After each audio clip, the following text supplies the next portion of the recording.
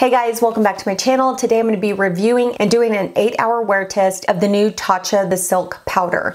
So this is the packaging that it comes in. I recently picked this up at my Sephora and was really intrigued with this powder because there's so many benefits to it. So I wanted to test it out for you guys today. So what I'm doing today is I'm going to apply half of my face with foundation and primer, and then I'm going to apply the powder on top of that. And then the other half's just going to be bare. Now, this is a different way of me applying powder. Normally I don't apply powder without having a foundation on. I don't usually wear my skin bare unless I really don't have any makeup on and I just have sunblock. But today I wanted to do something a little different, and I wanted to do it different because some of you don't wear full coverage foundations. You wear a skin tint or you don't wear foundation at all. So I wanted to go ahead and apply it for those of you who wear foundation and who don't wear foundation.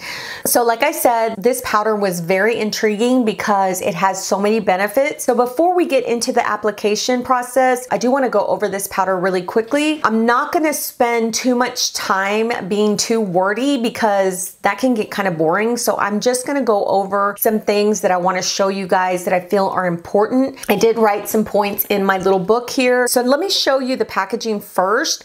This is the packaging. So it's like a plastic type packaging, and when you open it up, it screws off the top, and then you have this little ring that kind of sets in the middle. You pull the ring off, and then basically the powder comes out of the center. So you can see I have some residual powder that's left in there from earlier, but it's really easy to use. It didn't get like super messy, so I think this piece right here prevents it from like going everywhere, which is nice. So let me go over some really key points. This has 20 grams of product, which is a good amount of product.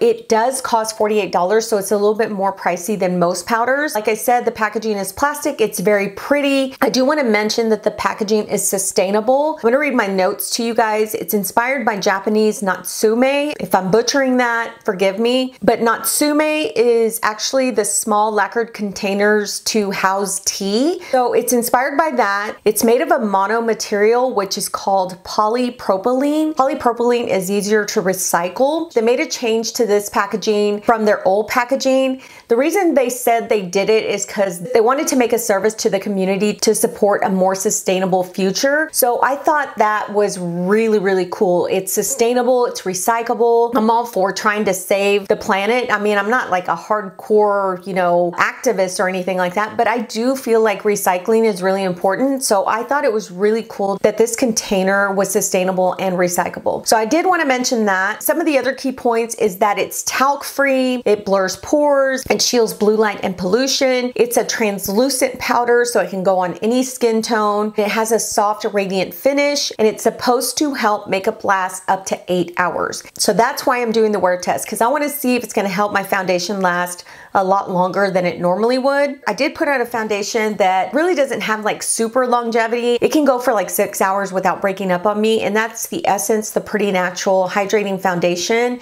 This is a very affordable foundation, and I really do love it, but I felt like it would be a perfect foundation to try with this powder. So another thing I want to mention, it's non-comedogenic, non-irritating, non-sensitizing, and it's dermatologist tested. It's also free of mineral oil, phthalates, synthetic fragrances, sulfate detergent, parabens, DEA, and TEA. Now I had to look up what DEA was and what TEA was. Basically what I wrote down here is DEA is an emulsifier in shampoos and also in detergents, and TEA is used as a fragrance in products. Now when you use those two chemicals together, they can cause nitrosamines, and the nitrosamines could actually be carcinogenic. So they took those out of this product here, which is a very good thing. I did not know about TAs and DAs till I actually got this product and started researching what those were. This is made of silk, which has 2 proteins, which is sericin and fibroin. They're very rich in amino acids, which are amino acids that are really close to human skin. The silk provides a protective veil of hydration without weighing it down, and also silk extracts are also easily absorbed, leading to improved resilience. So then it has a blue light and anti-pollution property. The ingredients resist the clinging of pollution particles, and it also deflects blue light rays like from your phone, from your computer, from your iPad, which actually penetrate deeper stronger than UV rays, and it can cause wrinkles and it can cause hyperpigmentation or irregular skin pigmentation. So it also has Japanese pearl powder, which is a pink and gold Japanese pearl powder that gives the skin its radiance. So I know that's a lot of information. I really tried to condense everything so I could just tell you about it really quickly, and you can get some good information about this product before purchasing it. I'm really impressed with how they made this product, how they made the packaging. I will say that I was reading on the website here, and I do want to read this for you guys really quickly. I will try to read as fast as I can, but it says, inspired by Oshiroi, inspired by the opaque white makeup worn by geisha to shield their delicate complexions, scientists at the Tatcha Institute in Tokyo look to the nourishing protective powder of silk, combined with Tatcha's proprietary complex Hadaisai-3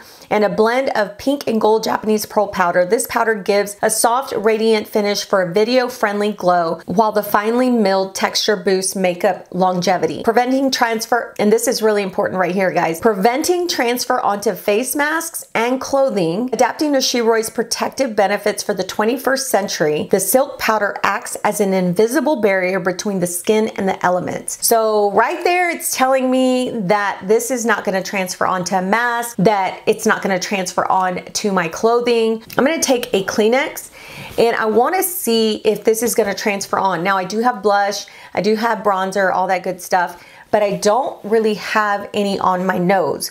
So that's the perfect place to start. So I'm going to just press it on my nose just to see if there's any transfer, and there's not. Now this is my lip gloss, but look at that. No transfer at all. So I'm going to be wearing a mask today. I'm going to be testing it out for you guys, and we're really going to see whether it's making my foundation last, and we're also going to see if it transfers or if it doesn't. So now let's go ahead and get into the application portion of it. All right, guys, so we're going to go ahead and get started with the application. I do have on my skincare, my sunblock. I did put on foundation and a primer on this side, and then this side is bare. So I am going to set this side first, and then I'm going to go in with the powder on this side. So the application of this powder is supposed to be like super light. And since I don't recommend you using a sponge, you probably want to use a powder brush that's going to be really, really light and fluffy, not super dense, because you're going to go in with a very small application at first. So let's go ahead and set this side of my face. I am going to take my BK Beauty 102 brush. That's what I'm going to use today because I feel like this is going to be the perfect brush for it. And I'm just going to take a tiny, tiny bit. As you can see, I hardly put any in the cap, and I'm just going to kind of swirl my brush in there, and I'm not taking all of the product out of there. As you can see, I still have some product in there, and then I'm going to tap it. I'm going to tap the excess onto the top, and then I'm going to go ahead and set my skin. And I'm setting it very gently. I'm also setting my under eyes because I want to see how this works for my under eyes. That set it really nicely. Now that was just a little bit. Now I do feel like I need a little bit more powder. So I'm going to go in with the rest of what I have in the cap. And I'm just going to tap it off again because that's what they recommend. And I'm just going to place that all over. And that did set it beautifully. As you can see, my skin is very radiant. It looks very glowy, but not super glowy, like in a greasy kind of way. It just looks really nice and healthy. So far I really like it on this side with the foundation. So now we're gonna go ahead and put it on the side that doesn't have foundation. I'm starting off with the same amount. I'm only gonna put my brush in there a little bit, then tap off the excess, and then I'm gonna place it on my skin here that doesn't have any foundation.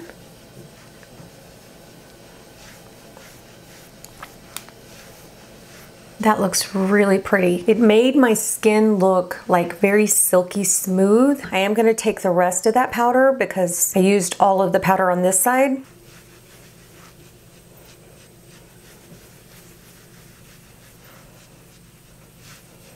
Wow, that makes my skin look so pretty and very, very smooth. Can you guys see that? Looks really, really pretty. So it looks really good on both sides. I tested it this way so you guys could see how it would look like by itself and also on top of a foundation. But yeah, I think it looks really, really pretty. And I really think that if you build this powder up, it's not going to look like super cakey. So I'm gonna go ahead and place my foundation on this side, and then I'm gonna come back and we're gonna add a little bit more just to see see if we could actually build it up and how it would look if we built it up. So I will be right back after I apply the foundation. I'm gonna go ahead and add some to the cap. I'm gonna take my brush, press it in there, but then tap off the excess and then just press it onto this side.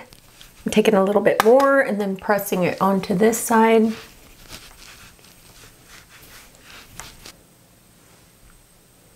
Wow, it looks really, really pretty on the skin. After adding a little bit more, it doesn't look cakey. It looks really beautiful and radiant on the skin. It looks super smooth. I will say that because I had the powder on this side by itself, my foundation actually applied really nicely on top of that powder. So I really love the way that looks, but I love this side as well. I think this side looks just as beautiful, very radiant, very silky, very smooth. I'm looking at my pores. They don't look bad. They haven't really disappeared, but they look more minimized. So I do feel like it minimized my pores some. But yeah, everything looks really good, really nice. So I'm gonna go ahead and finish my face. And then what I'm gonna do is wear this about 8 hours. It is, let's see what time it is. I'm looking at my computer clock and it's 11:21 a.m. So I will wear this for 8 hours because I wanna see if it really holds up to the 8-hour mark, because that's usually a good amount of time that you wear makeup. 8 hours is usually an average work day. So yeah, so we're gonna test it out today. I am gonna be doing some things around the house, but nothing too like crazy where I'm gonna get all sweaty and stuff. So I'm gonna go ahead and do that, and I'm gonna check back in with you guys at the end of the 8-hour mark. We'll see you then.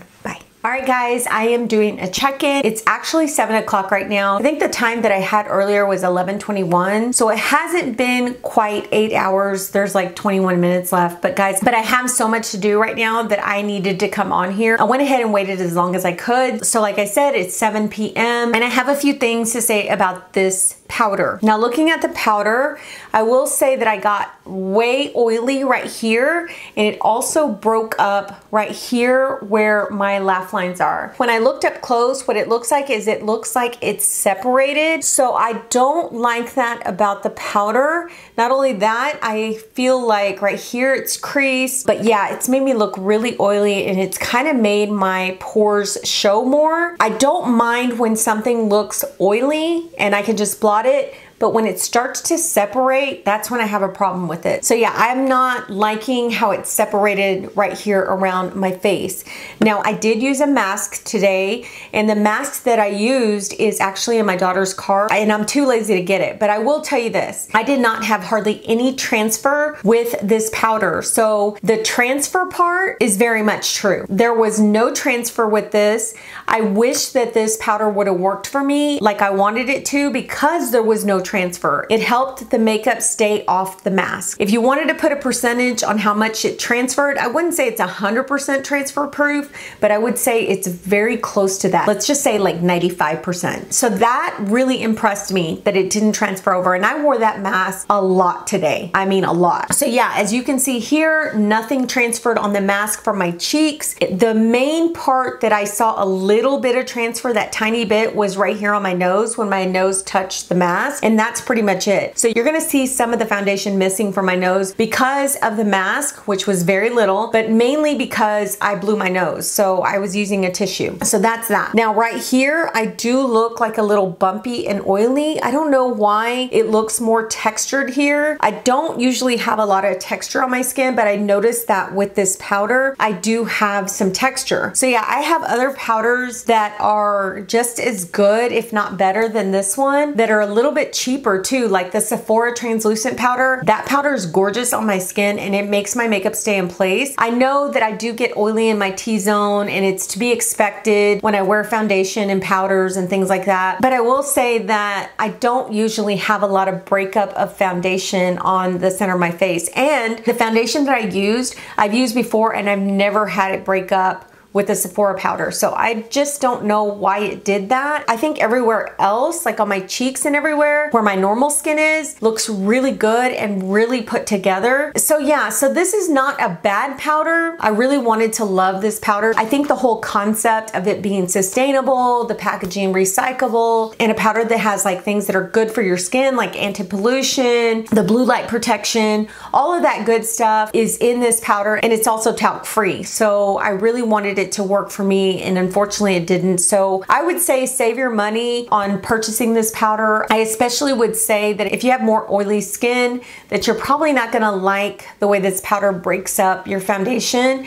I think this might be better for dry skin because it has a lot of those hydration properties. So yeah, it might be better for people who have drier skin. Unfortunately, this did not work for me. Anyway, I hope you guys enjoyed this review and this all-day wear test. I hope you got a lot of good information from it. So yeah, leave a comment down below if you have tried this powder, or if you want to try this powder, or if I gave you enough information that you decided not to try the powder. I'd love to hear from you guys. So thanks for watching. Take care. Subscribe if you haven't already, and we will see you guys on the next one. Bye.